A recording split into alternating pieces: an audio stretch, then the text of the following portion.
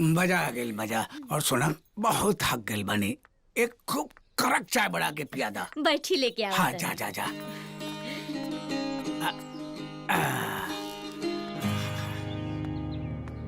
अरे जल्दी आओ भाई। कहाँ भाई? विजय के भाई?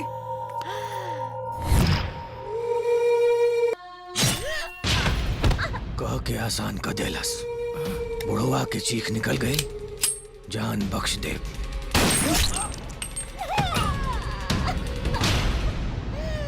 जान के चिंता ओकरा होला रे, जेकरा जिगर से आदमी ना कुत्ता पैदा होला।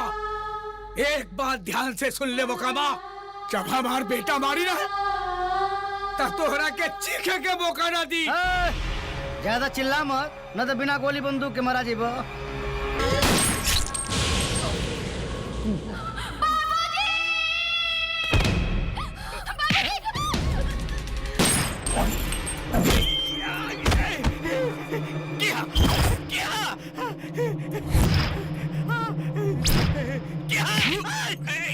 ए भैया तू क्या? यमराज का जो अपन बाप से पंगा हिला को। बाबूजी!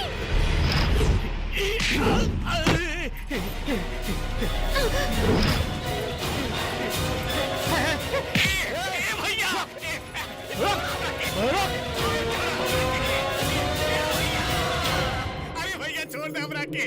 ए भैया हमरा छोड़ दे भैया, हमार कसूर का भैया।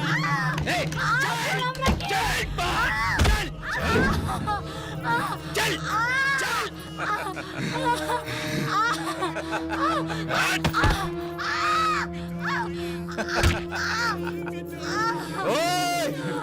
बाहर निकल जाओ, न तो माई जिंदा ना बचे। मत आइया बेटा, मत आइया। लागत माई से प्यार नहीं खे। मजा भूल गए ना।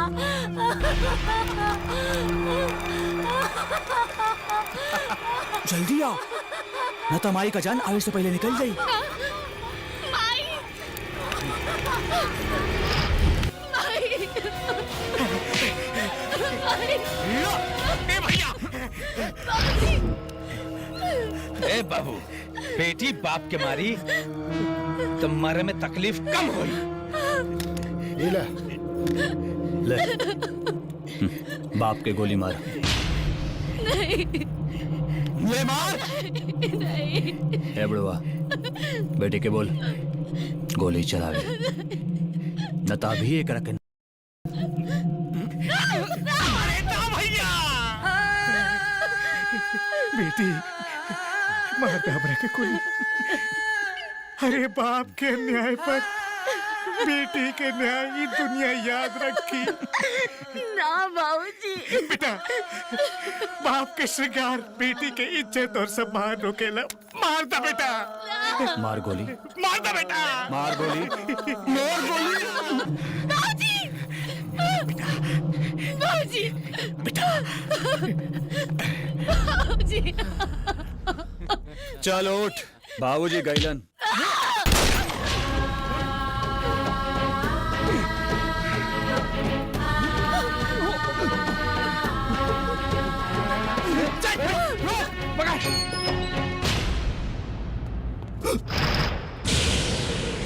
सुमन, सुमन! बाबूजी! बाबूजी! बाबूजी! बाबूजी! बेटा,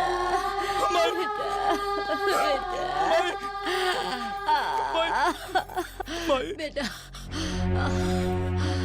ना बेटा, आंसू ना, माई के कोख बाबूजी के कांदा के अपमान हो जाए। हमार तो बहुत बड़का भाग बा। हमार जान हमरा बेटा के गोद में निकला था।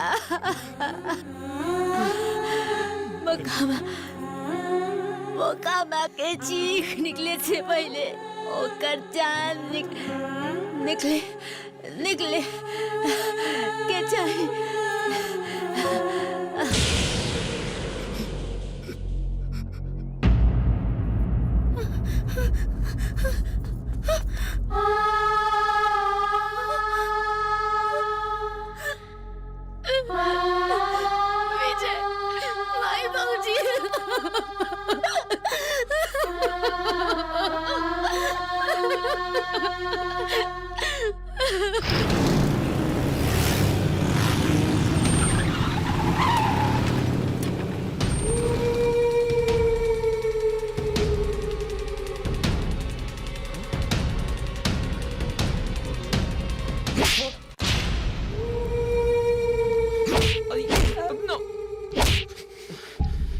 जर जगह और जमीन मुकामा के जागीरा तन की हाथ ढीला का भइल तोहनी के गर्दन पकड़ लेला सन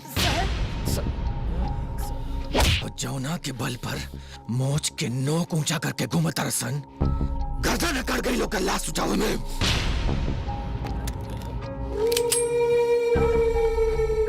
लाइन में खड़ा होकर सन चल।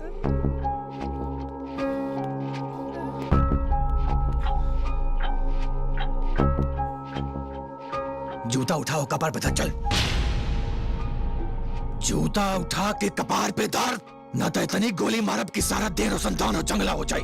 निकल, जूता निकाल।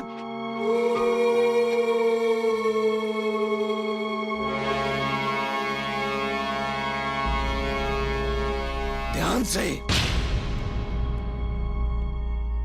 मोकामा के जूता नीचे गिरल तक गिरे से पहले उड़ा दे। माला सहित फोटो में नजर आई बसन। पानी में रह के मगरमच्छ से दोस्ती कर लिया बैर ना। याद रखिए, सोना के जेवर और मोकामा के तेवर बहुत महंगा पड़ेला।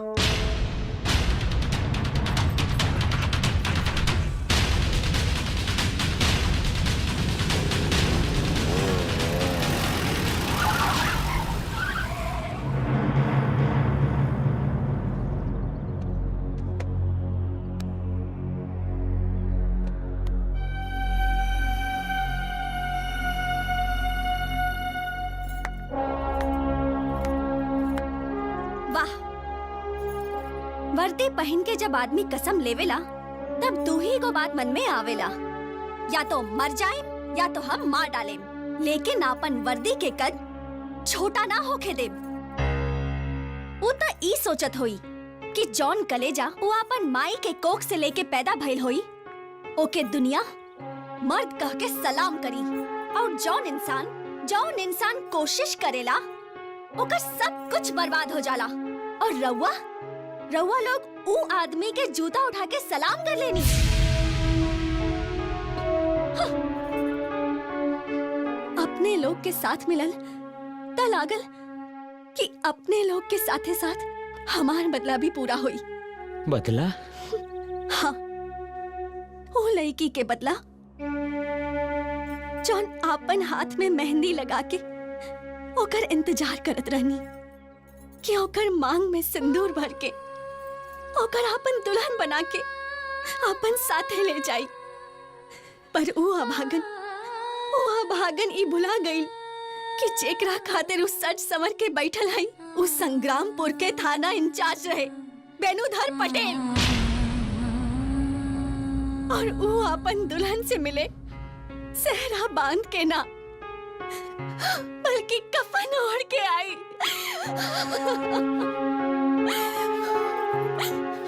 पर फक्र भाई कि वो मर्द रहे। और आज यकीन हो गई कि ई वर्दी आप जैसन के भी सम्मान बढ़ावेला। और अभी भी मर्द होके के भ्रम होई तो ई चूड़ी पहन ली लो, भ्रम टूट जाई।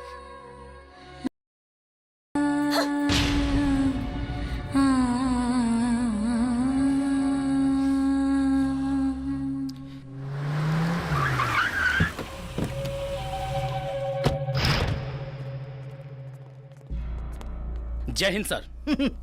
अरे ऐसे सलूट मारते हैं जी? जरा हाथ घुमा के सलूट मारा, नहीं तो महेंद्र महतो साहब वर्दी उतरवा के खूंटी पे लटकवा देंगे। जिंदगी भर वर्दी के लिए तरसते रह जाओगे। मारो मारो सलूट मारो। क्या हुआ महतो जी? अरे भाई कैसा हवलदार है, सलूट मारने नहीं आता है जी? मार दो महतो जी। हाँ कहीं के विधायक लग रहे हैं। शाबाश, वाह। एक ही कहल जला देखा असली पहचान करे वाला नजर। विधायक संग्रामपुर चंद्रमोहन पांडे, अंग्रेजी पढ़े हैं? किससे मिलना है? आपसे मिलना है और आपको आपकी औकात बताना है। आइए।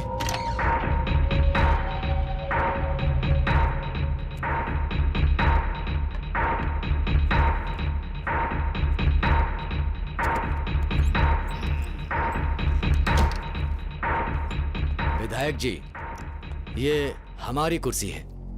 थी, अब नहीं है। तुम्हारा हमने ट्रांसफर करवा दिया है।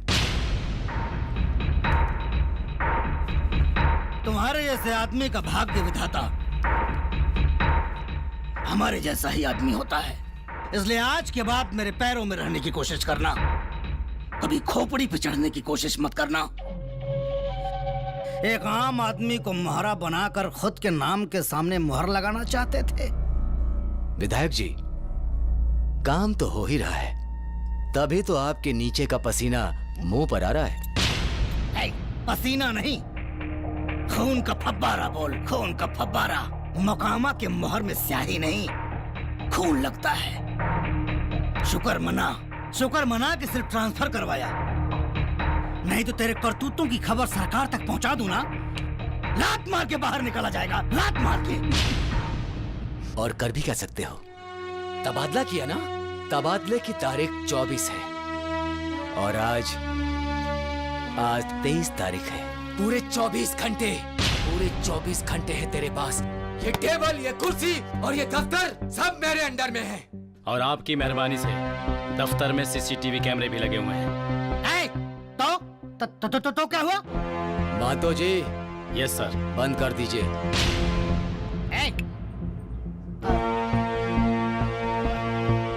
अब ये बता अनपढ़ कि तूने एसपी की कुर्सी पर बैठने की हिम्मत कैसे की? कैसे जरूरत की? अब मैं तुझे दिखाता हूँ कि पुलिस का पावर क्या होता है। हम पुलिस वाले एक काम भी अच्छा कर देंगे तो जनता की नजरों में हीरो बन जाएंगे, और तू 100 काम भी करेगा ना तो भी पब्लिक में हीरो नहीं बन सकता। दुष्ट का दुष्ट ही रहेगा। बस यही फर्क है तेरे कपड़े और मेरे कपड़े के रंग में। तुझे कुर्सी के लिए मंदिर मस्जिद के मुद्दे बनाने पड़ेंगे, लेकिन एक एसपी की कुर्सी पर बैठने के लिए किताबों का पुलिंदा चाहिए। आज के बाद कभी भी पुलिस के सर पर चढ़ने की कोशिश मत करना, वरना चढ़ान के साथ चढ़ान के बाद उतरान भी याद रखना। और सुन, मैं तेरी कुर्सी पे जब चाहूं बैठ सकता हूं, पर तू मेरी कुर्सी पे 100 जन्म में भी नहीं बैठ सकता। Get out! सर, विधायक जी को मैं भी सैल्यूट कर लूं क्या? हाँ, और ऐसा सैल्यूट मारिए कि जब भी हमारी वर्दी का रंग दिखे तो इनकी होली के साथ दिवाली भी खराब हो जाए।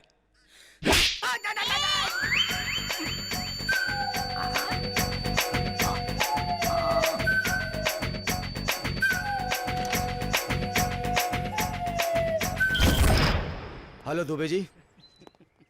सर जय हिंद सर।